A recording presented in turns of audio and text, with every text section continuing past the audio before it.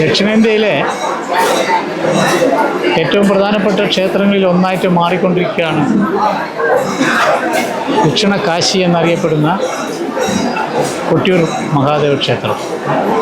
ക്ഷേത്രമില്ലാ ക്ഷേത്രമാണ് കൊട്ടിയൂർ.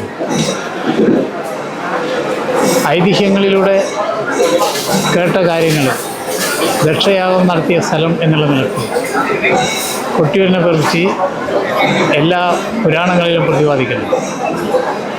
അപ്പോൾ ഈ പ്രാവശ്യം ഓരോ വർഷവും വർദ്ധിച്ചുകൊണ്ടിരിക്കുകയാണ് ഭക്തജനം.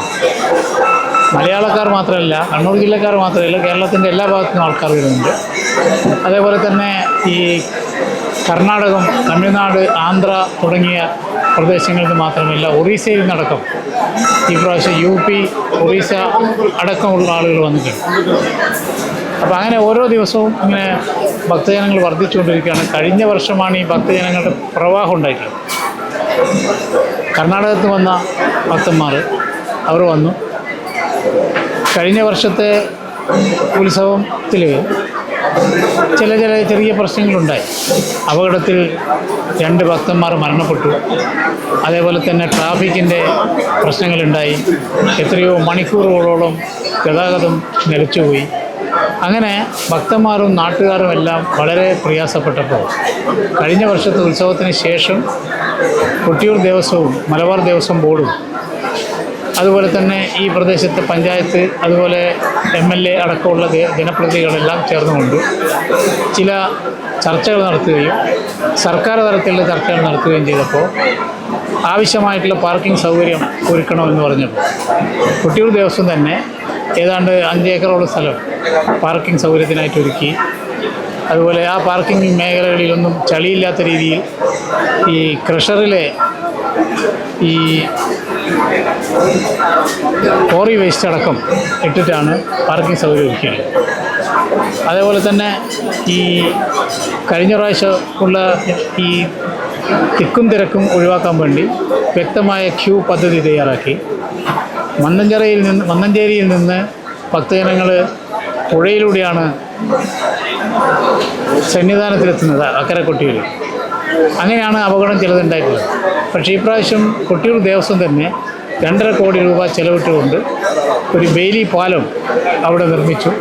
ആ പാലത്തിൻ്റെ ഉദ്ഘാടനം ഈ ഉത്സവം തുടങ്ങിയ സമയത്ത് തന്നെ ബഹുമാനപ്പെട്ട ദേവസ്വം മന്ത്രിയും അതേപോലെ തന്നെ ഇലക്ട്രിസിറ്റി മന്ത്രിയും സണ്ണി ജോസഫും അതുപോലെ തന്നെ K മുരളീധരനും ചേർന്നാണ് ഉദ്ഘാടനം ചെയ്തിട്ടുള്ളത്.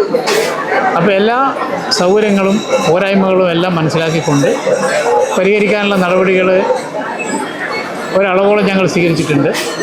അതിനനുസരിച്ചുള്ള ഗുണം ഭക്തജനങ്ങൾക്കും നാട്ടുകാർക്കും ഉണ്ടായിട്ടുണ്ട്. മറ്റൊരു അവശബ്ദം ഈ പ്രാവശ്യം ഉണ്ടായിട്ടില്ല.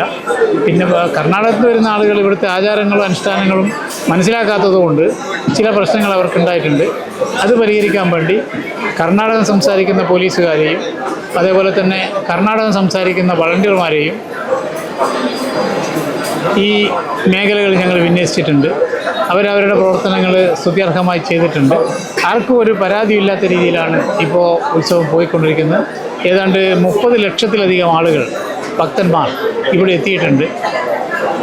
അതുകൂടാതെ തന്നെ ഇവർക്കാവശ്യമായിട്ടുള്ള എല്ലാ സൗകര്യങ്ങളും ഇവിടെ ഒരുക്കിയിട്ടുണ്ട്. ചെറിയൊരു പോരായ്മ വന്നിട്ടുള്ളത് ശൗചാലയങ്ങളുടെ കാര്യത്തിലാണ്. ഞങ്ങൾ അതും നോക്കിയിരുന്നു. 300ഓളം ശൗചാലയങ്ങൾ ഞങ്ങൾ ഉണ്ടാക്കിയിട്ടുണ്ട്. അത് ഇന്നത്തെ സാഹചര്യത്തിൽ അത് പോരാ എന്നുള്ളതാണ് ഞങ്ങൾക്ക് മനസ്സിലായിട്ടുള്ളത്. അപ്പോൾ ഇന്ന് ഈ പ്രാവശ്യത്തെ ഉത്സവത്തിനുണ്ടായിട്ടുള്ള പോരായ്മകൾ എന്തെല്ലാമോ അതെല്ലാം മനസ്സിലാക്കിക്കൊണ്ട് അടുത്ത വർഷത്തെ ഉത്സവം സമഗ്രമായി ഒരു കുറ്റവും കുറവും ഇല്ലാത്ത രീതിയിൽ നടത്താനാണ് ദേവസ്വം ബോർഡ് ഉദ്ദേശിക്കുന്നത്.